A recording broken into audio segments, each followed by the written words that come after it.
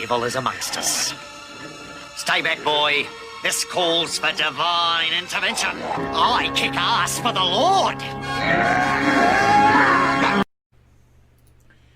Beware of the false prophets, who come to you in sheep's clothing, but inwardly are ravenous wolves. You will recognize them by their fruits.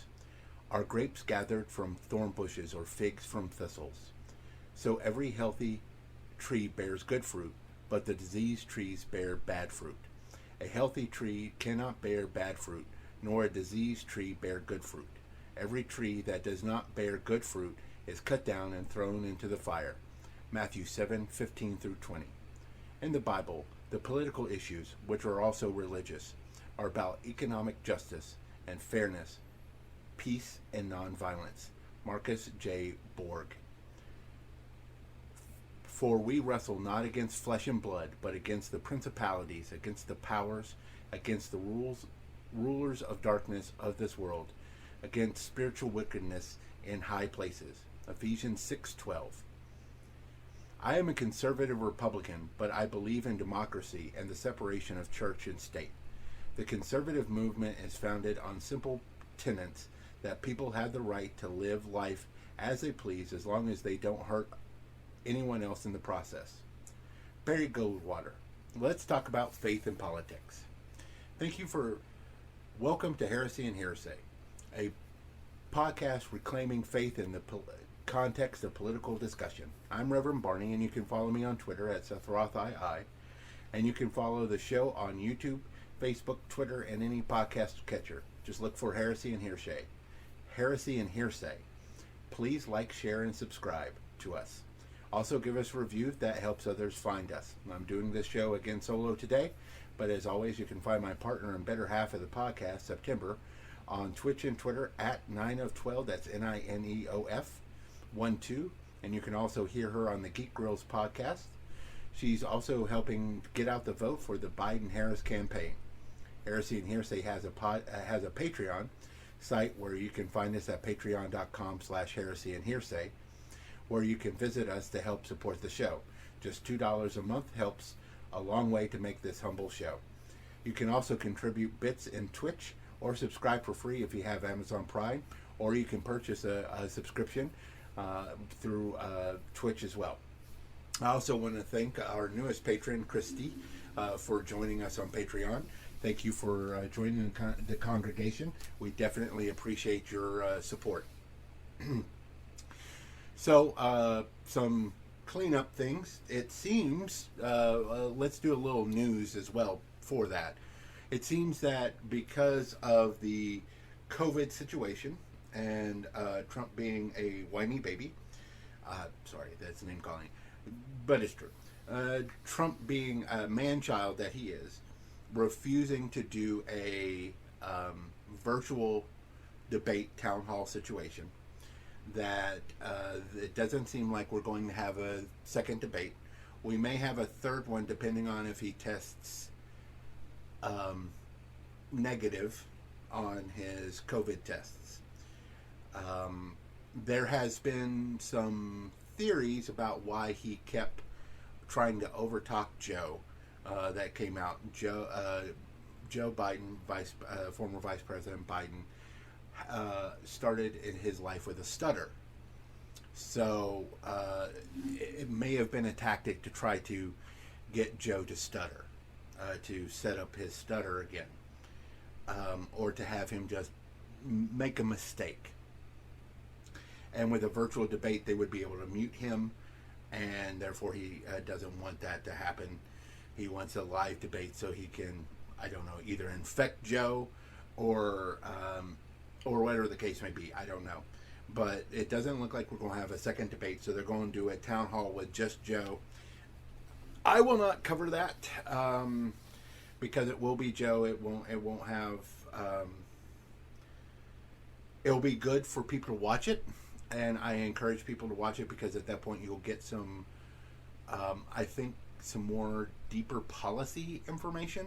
I'm hoping, as far as what Joe stands for, because it will be kind of a one kind of situation where Joe will be able to talk to the people and answer the questions and be able to give clear answers. So I'm hoping that will be the case. Pardon me. If I'm clearing my throat a bit, I apologize. It is fall, and I've got a little bit of sinus here in the south. We're having a fall. Also, we're having a tropical storm go through. We're also, I think we're back into next year's hurricane season already this year. We're already in the D's. So that's fun. So I've got a little bit of some sinus problems. So if I clear my throat a bit, I do apologize. I hope that doesn't take away from this. Tonight we're going to be, the big thing is we're going to be talking about politics and faith. This is why I started the show, why I brought this up initially. I was sitting in September's dining room area. We were talking. She was fixing one of my rosaries, because I have a problem where my rosaries tend to fall apart on me. That should say something to somebody. It might be a sign or something. I don't know. But they tend to break apart on me for some reason. Because I keep them in my pocket all the time. It's not just when I just go to church or whatever the situation. I keep them always in my pocket. They're always with me.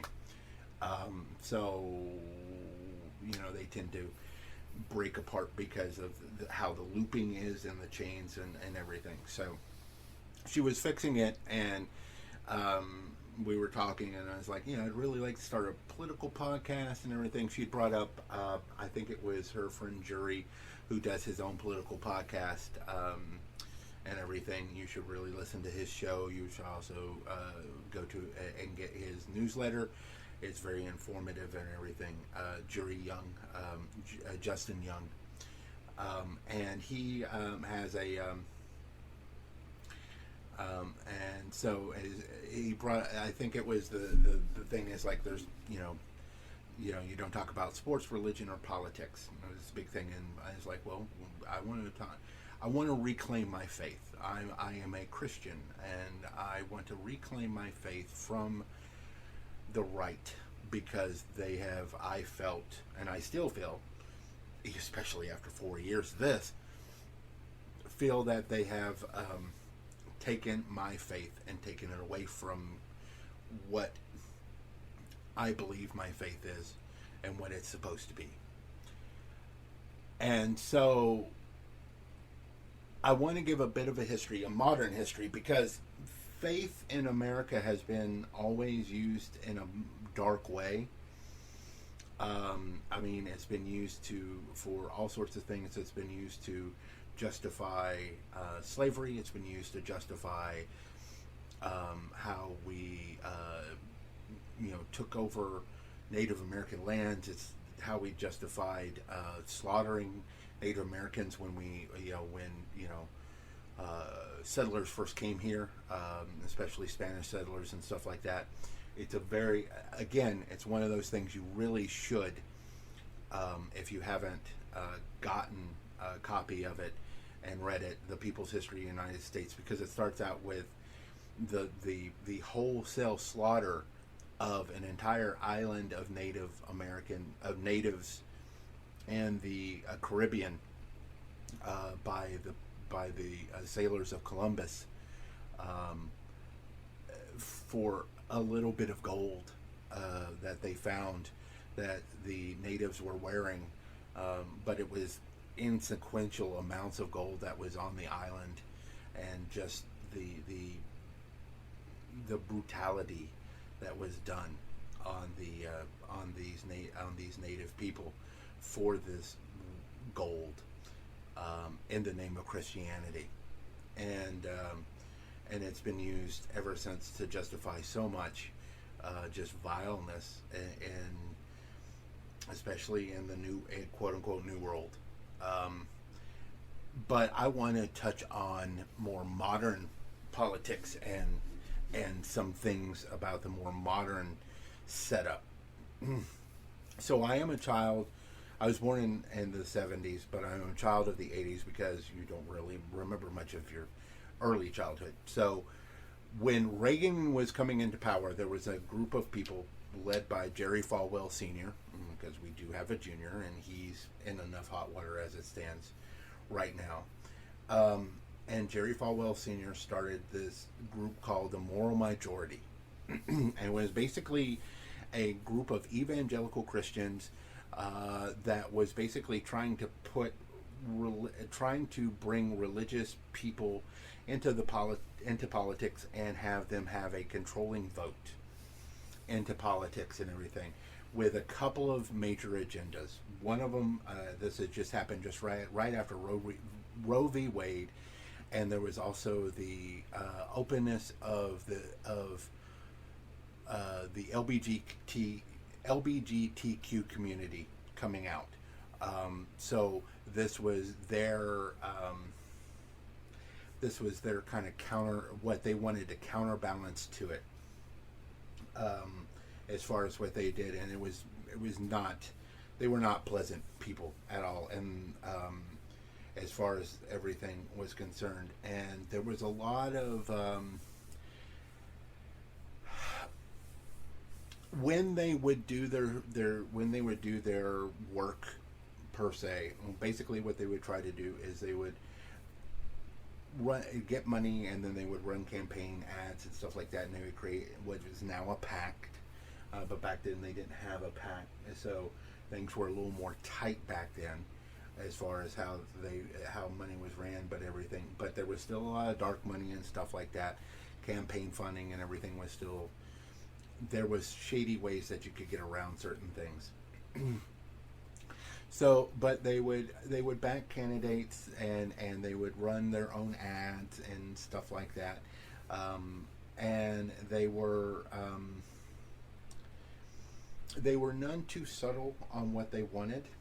They basically wanted a return of moral values, and we'll get to that in a second. But basically, the moral values basically went back to the 50s.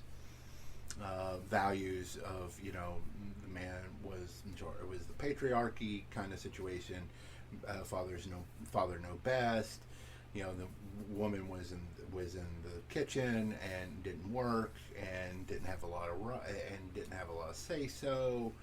They may have been undertones of racism in there as well, and there were counterbalances to that. I know that Reverend Jesse Jackson for a while had the Rainbow Coalition that was a counterbalance to that for a little while, and there were several others that had counterbalances to that, but it was really popular in the 80s during the Reagan administration, and they were instrumental in helping get Reagan re-elected, and getting George Herbert Walker Bush elected in 1988. But by that point, they also lost a lot of their clout by the late 80s as times were shifting. People were shifting as far as their viewpoints and everything. The Cold War was starting to come apart. It was starting to break apart. You were starting to see that. You were starting to see more acceptance of admitting there was still a long way to go, but you were starting to see things like the abortion starting to shift into the other way, as well as the more acceptance of the LGBTQ community and everything starting to shift more as more people started to come out, and people in their own families were starting to realize that. So they were starting to lose traction, but they were claiming victory because we had accomplished everything we accomplished. But that wasn't the case. They were losing money. They weren't getting as much money, so they had to basically dissolve the moral majority. In its place, now a couple of these other organizations were started either right before, as far as, but coalesced around the same time, and then kind of took over and set up their own situations. One was focused on the family. which was a group that was in Colorado, and they are that they have their own issues as far as that. Dobson is not a so it's a fundamentalist organization. It was they were originally founded in Southern California by James Dobson, and they're based in Colorado Springs, Colorado, which is where I was born. So there you go. But their big focus is they are strongly opposed to same-sex marriage and domestic partnership and civil unions. They are one of these. They are also anti-abortion, of course. They are also They push very hard for that if someone is going to have an abortion, that they push for that that a woman has to have the ultrasound first with the internal ultrasound situation. They push for that kind of thing. That they for that they also so they have their own issues when it comes to those kind of situations. They tend to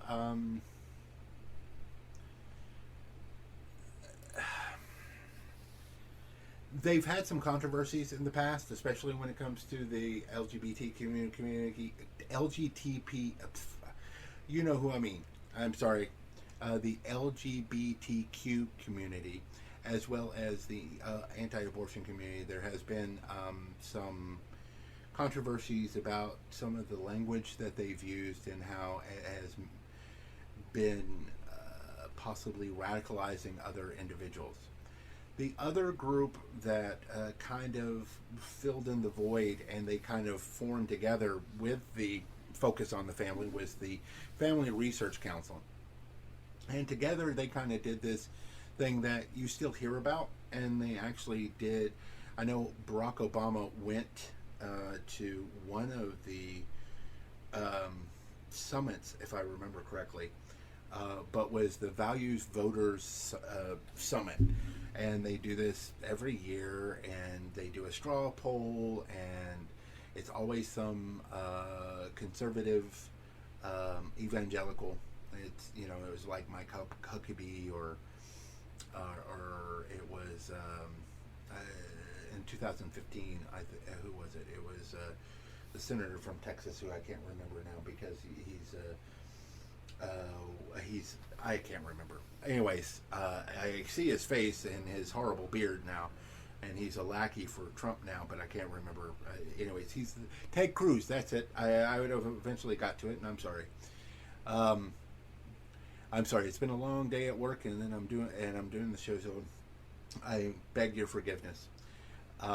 But so basically, what's going on as far as that is they basically will put on this kind of conference where they'll have these people, for lack of a better term, pander to value voters, what they call value voters, which are voters who vote about abortion and about about anti-gay rights and about family values is what is the basic terms. You know, that it's so they are basically anti-LGBTQ, anti-abortion, anti-women's choice, they sometimes go as far as anti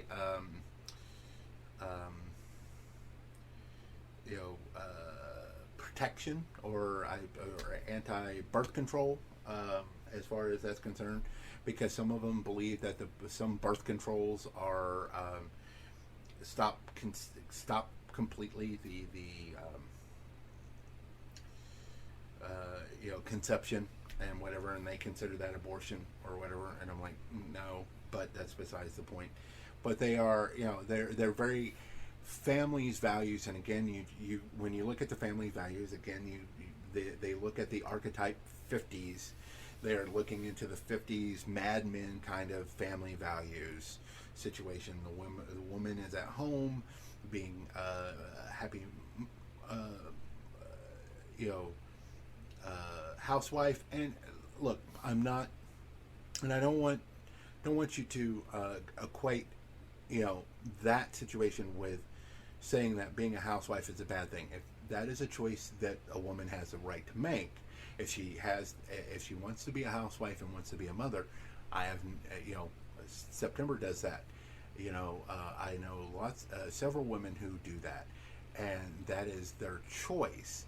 But what the family values individuals basically are, they taking that choice, they want to take that choice away.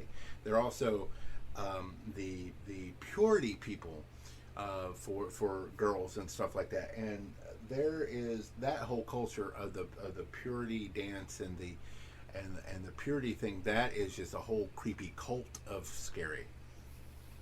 And so when you're looking in that kind of situation, and when you're looking at that grouping there, that's the part of the driving force, because they are anti exception. They're really anti-family, because they want this myth of a family that doesn't exist anymore, and they also want this family situation that can't exist in a modern setting, as far as everything is concerned.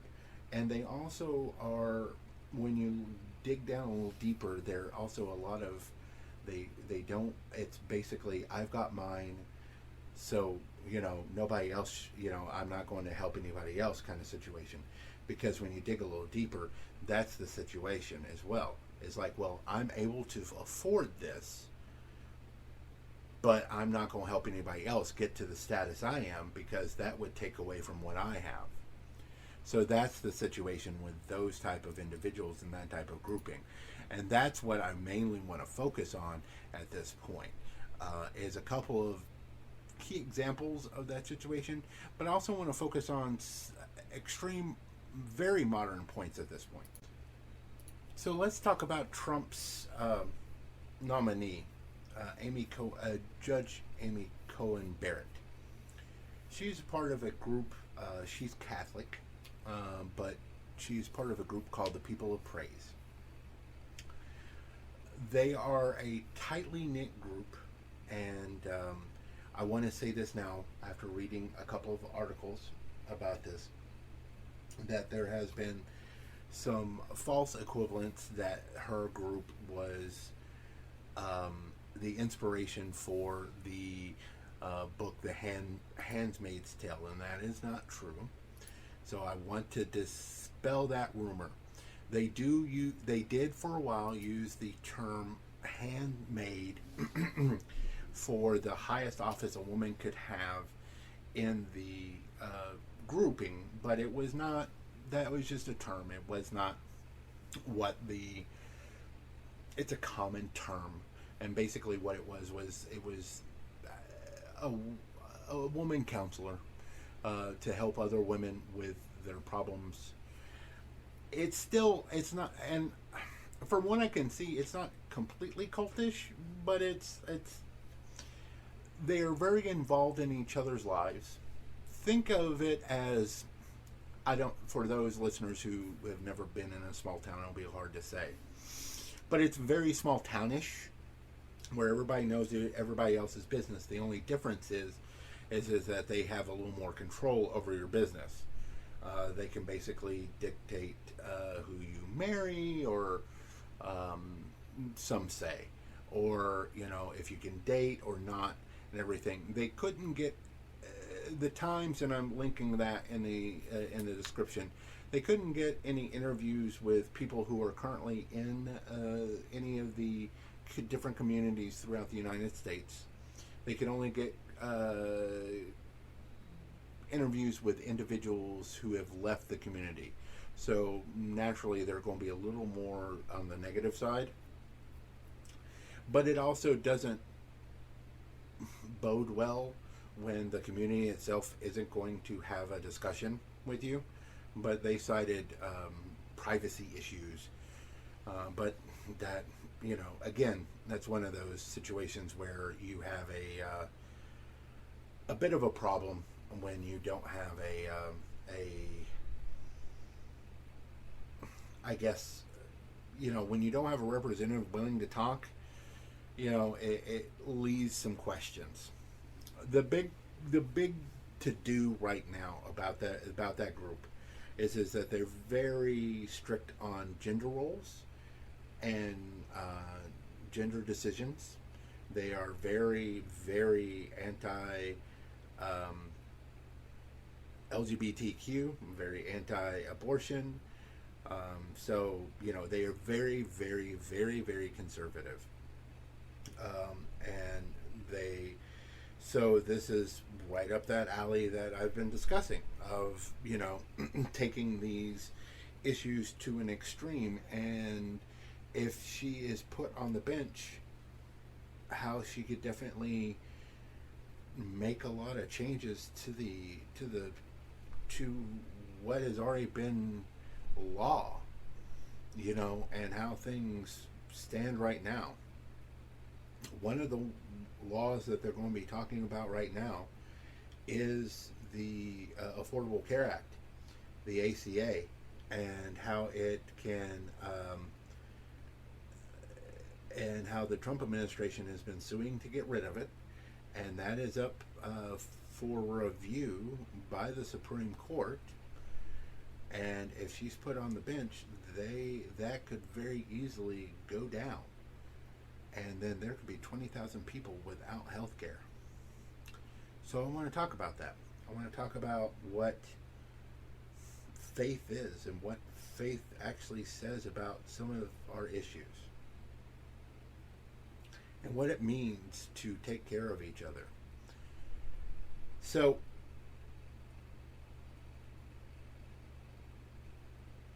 Jesus talked about this quite often, and this is where some of my non-religious friends can have a problem. But let me tell you a story.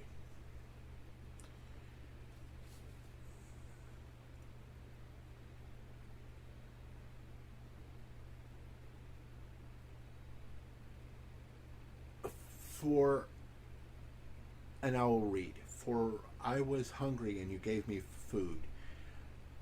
And I was thirsty, and you gave me drink. And I was a stranger, and you welcomed me. And I was naked, and you clothed me. And I was sick, and you visited me. I was in prison, and you came to me. Then the righteous said to him, saying to him, Lord, when did we see you hungry and feed you, or thirsty and give you drink? And when did we see you as a stranger and welcome you, and naked and clothe you? And when were you sick or in prison and visit you? And the king said to them, Truly I say to you, as you did to the least of my brothers, you did to me. And then he looked to the left of him. Depart from me, you curse, an eternal fire. Depart from me, the devils and his angels. For I was hungry, and you gave me no food. And I was thirsty, and you gave me no drink. I was a stranger, and you did not welcome me. I was naked, and you did not clothe me. I was sick and in prison, and you did not visit me. And then they answered, saying, Lord, when did we see you hungry and thirsty, or a stranger, or naked, or sick, or in prison, and did not minister to you? And then he answered, saying, Truly I say to you, you did not do these things to the least of these, you did not do to me. And these will go into eternal punishment, but the righteous will go into eternal life. We are each other's angels. We are each other's saviors. We are supposed to look out for each other. And the problem is, and I've talked about this in other lecture, in other podcasts, and in other statements, the evangelical right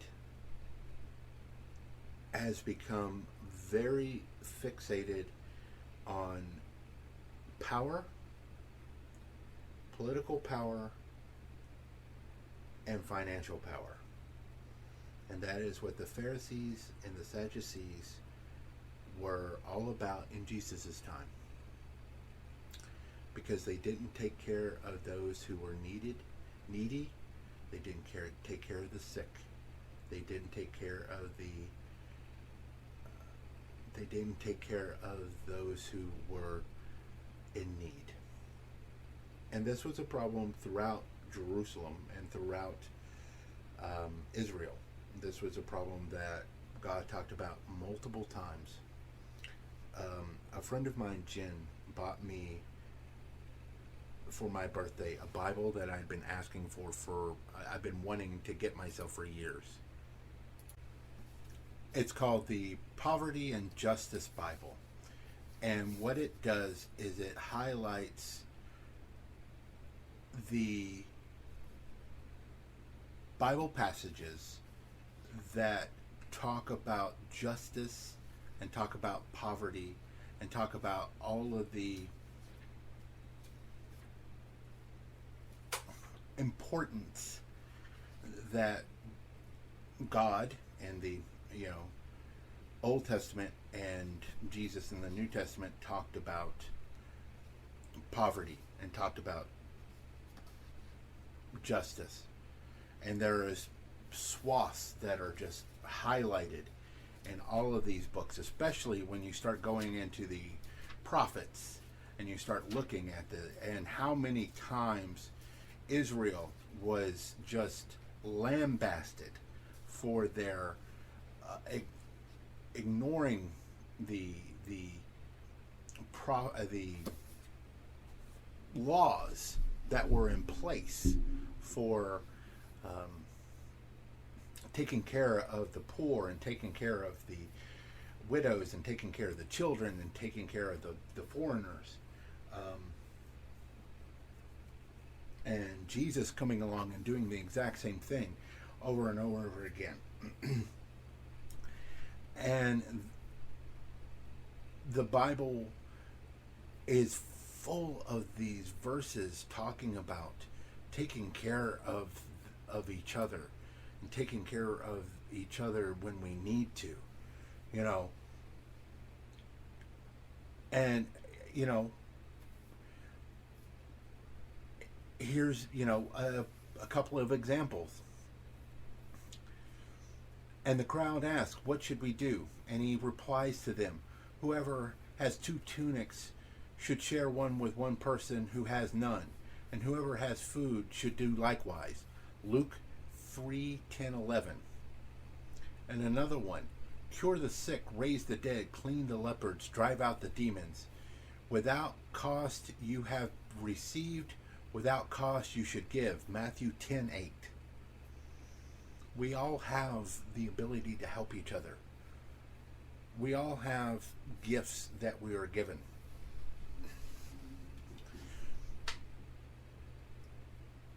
This is why, healthcare is so important, and all of the and taking care of each other.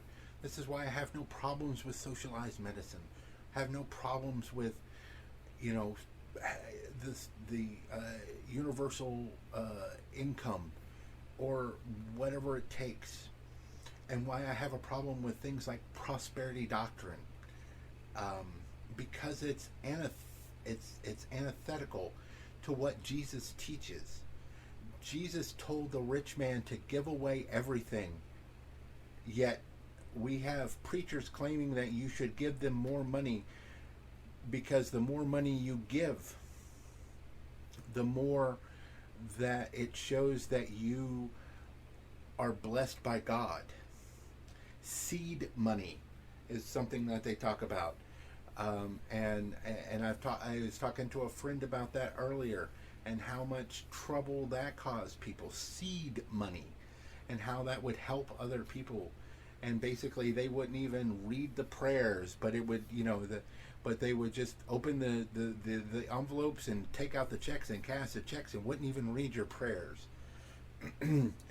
But the prosperity doctrine, and Copeland is one of my, and I've talked about him in the past, and his need for a private jet because he was tired of people coming up and asking him to pray for them. You know what? It is your job, if you claim to be a reverend, for them. If someone's come to me and is like, Reverend Barney, I need you to pray for me, and if I got that 6 times a day or 100 times a day, I would pray with that person. I would pray with that person right then. I'm not a real reverend. I'm certified as one on the universal thing, but I am not a real reverend because I have not been through seminary. But I would pray with that person if they asked me to, because they asked me as a spiritual person to come and pray with them, and I would do my best to guide them spiritually.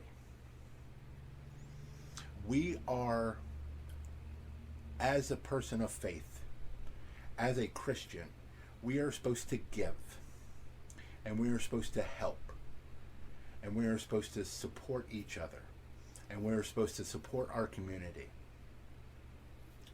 And when someone like Carl Sagan, who was an atheist, or at least an agnostic, has more wisdom and has more insight than someone who is a person of faith does, or claims to be a person of faith, then that is a problem. And the Republican Party has taken those seeds of faith and have planted them into bad earth and have grown up bad trees, and bad fruit has come from it. But they have also had farmers, bad farmers as well. The Jerry Falwells, the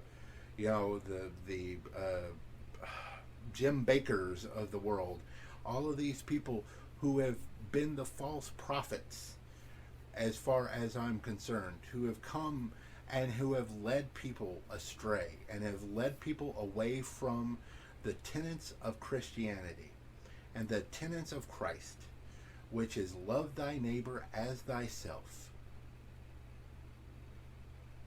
and to love everybody, and to help everyone. The story of the Good Samaritan is important because people don't understand that the Samaritan is not just a name that we use now, but a Samaritan was someone who was shunned by the Jewish people, who was hated by the Jewish people. And that Samaritan knew that that Jew would not have done the same thing for him. But he went ahead and helped that individual. And that's what we're supposed to do. That no matter what that person, who that person is, that we're supposed to help that person. I posted on Facebook when I found out that, and Twitter, when I found out that Trump had COVID, that I could not, in my faith,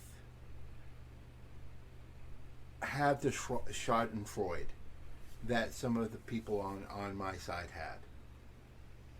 I understood it. And there was a part of me that wanted to have that. But as a person of faith, I couldn't, and my Christian faith would not allow me to have that. Because ultimately, I don't want other people to be hurt. I don't wish harm on other people. And I fail miserably at this. And I'm trying to be better. Every day I pray for strength.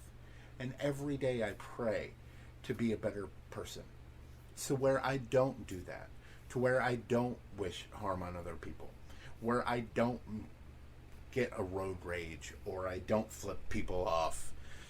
Because they cut me off in line or said something to upset me. I am a human being and I make mistakes. And I ask for forgiveness. And I ask to be a better person. and I try to be a better person every day. But one of the things that I truly believe as far as my faith is concerned is that I try not to wish harm on anyone. And I couldn't wish harm on Trump, no matter how bad of a human being he is. Because ultimately, he will get his judgment, and it is not for me to decide what that judgment is. There will be earthly judgment, and I believe that there should be earthly judgment. For any crimes that he has committed against man, those crimes should be attended to. And I do believe that. I also do not believe in the death penalty. At one time I did. I did believe that some people just deserve to die. And there's a part of me that still has that feeling. But ultimately, I fight that feeling. And then for a while that went to, well, maybe we shouldn't do the death penalty because, if one person is innocent that is put to the death penalty, then maybe we shouldn't do the death penalty. I have completely changed that to my point of where I don't believe in the death penalty at all. Because it's not my right to take someone's life.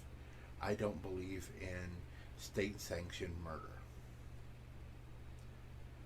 But then someone will say, well, then how can you believe in abortion? Well, I think I discussed this in another one, and just recently, I think it was the debate actually, because I don't believe a group of cells is a human being yet.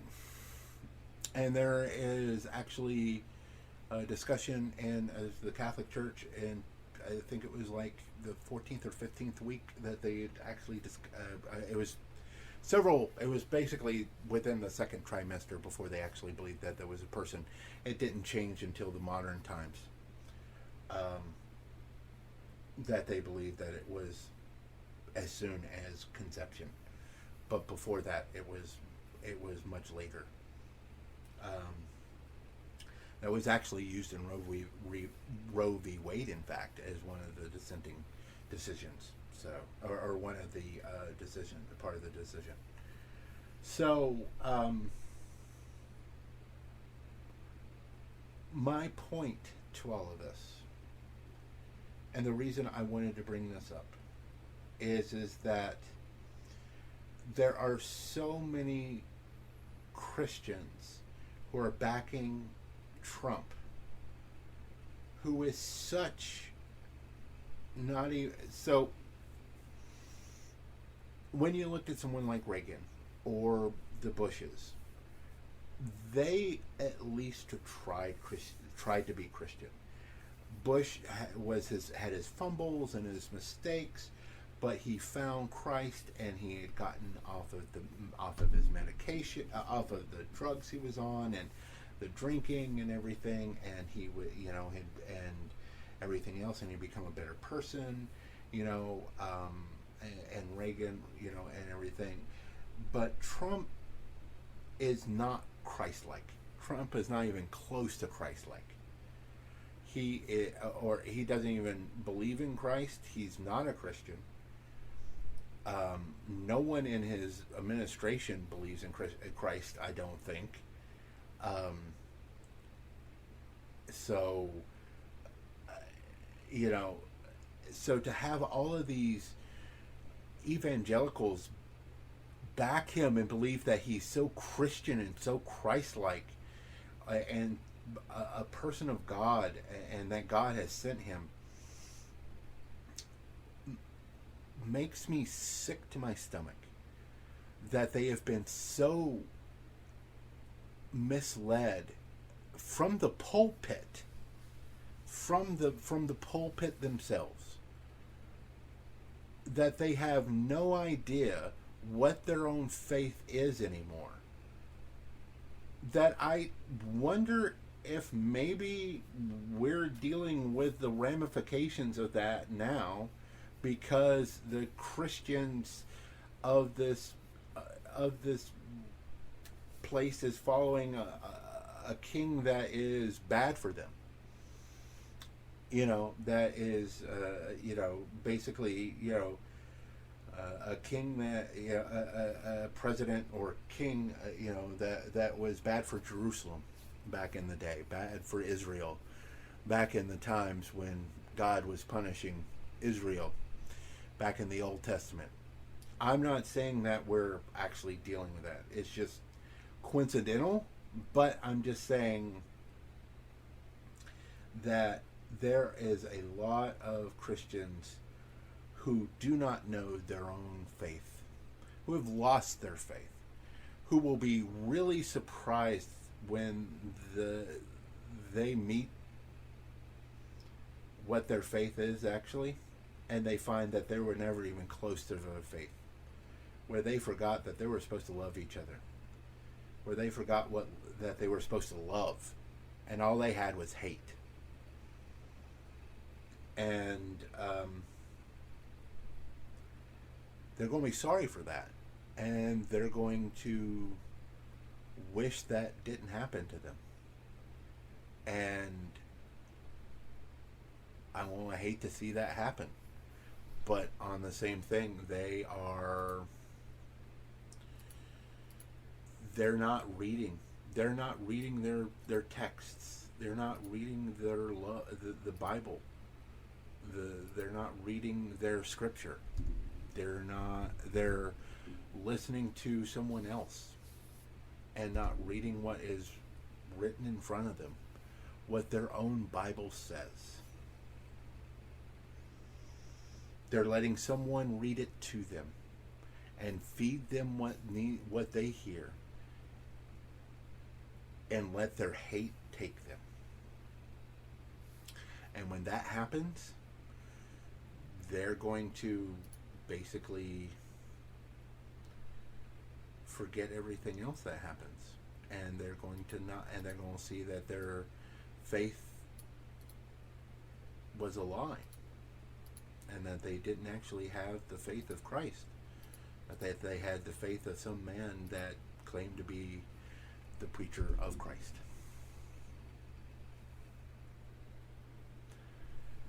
So, before we get to this week's Carrot and Stick, Brother Bowie, will you lead us in a word of prayer? Our Father, who art in heaven, hallowed be thy name. Thy kingdom come, thy will be done, on earth as it is in heaven. Give us this day our daily bread, and forgive us our trespasses, as we forgive those who trespass against us. Lead us not into temptation, but deliver us from evil. For thine is the kingdom, the power, and the glory, forever and ever. Amen. Thank you, Brother Bowie. So today's carrot, or this week's carrot, is, this is a personal one for me. It's the return of my idol when it comes to political commentary. Someone who basically kind of got me really invigorated during the Bush administration, Bush 2, and got me to where I wanted to do things like this. And that is Keith Olbermann. He asked ESPN for a release of his contract so that he could, because ESPN has a strict, and ABC, ESPN/ABC/Disney has a strict policy about not having their sportscasters be very political on their other channels and stuff like that. So he wanted to, of course, because he is a political person as well, he does love sports and everything else, and that's where he got most of his love from, and that's where most of his love is. But he definitely could not sit out of this, so he has started a YouTube channel. It's called youtube.com/worstperson, and basically he does a commentary every weeknight. It's about a 15-minute commentary, about 9 minutes of a commentary, and then some headlines. And it's good to see Keith back. I love it. That was I don't watch a lot of TV, typically anyways. I watch some YouTube and stuff like that now.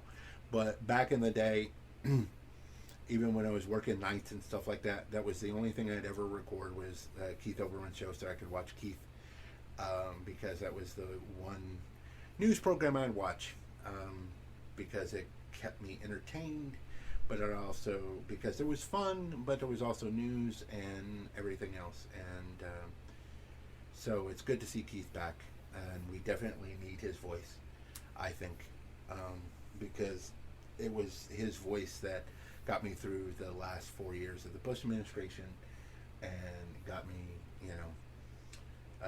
helped me during the Trump stuff at the beginning. And of course, when Trump won, it was devastating, and he helped a little bit through the first part of that.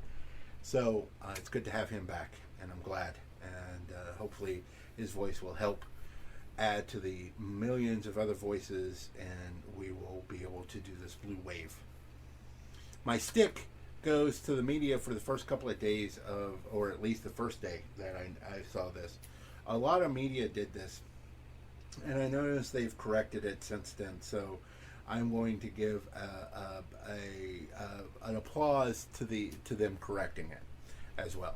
But initially, the stick was initially written before that, so I will give an applause to afterwards.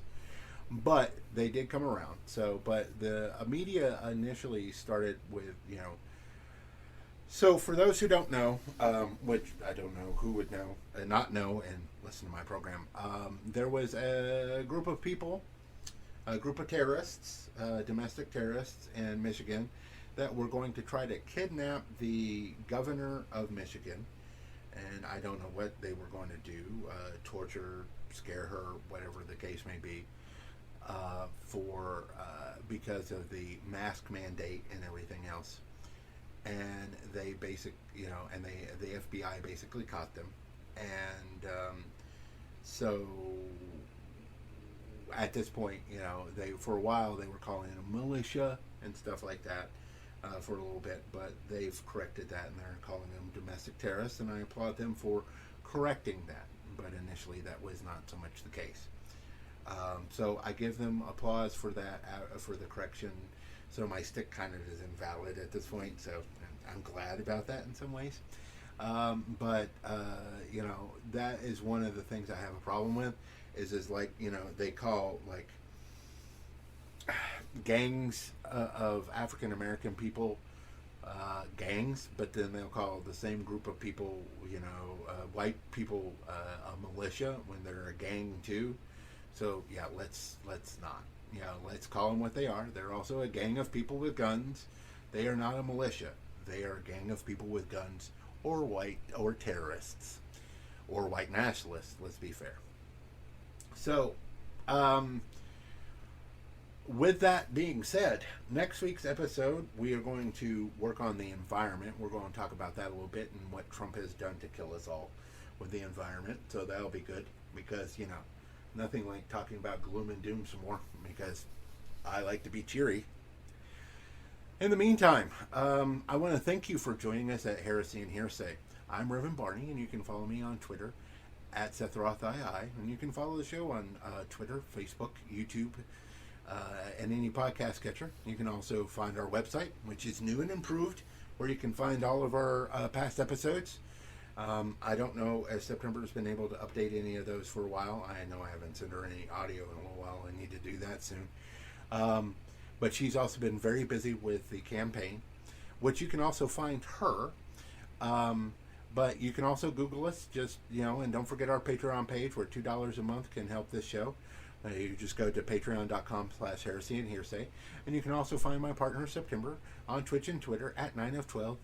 That's NINEOF12. And you can also find her on the Geek Grills podcast. And also, don't forget to vote. Don't forget to register. Take a look at the betterknowyourvote.com. I think that's the best website right now. Find out when you need to register. The last few days are coming up on this. Make sure you vote. Make sure you vote. Make sure you vote. And thank you for listening today. And bless your hearts.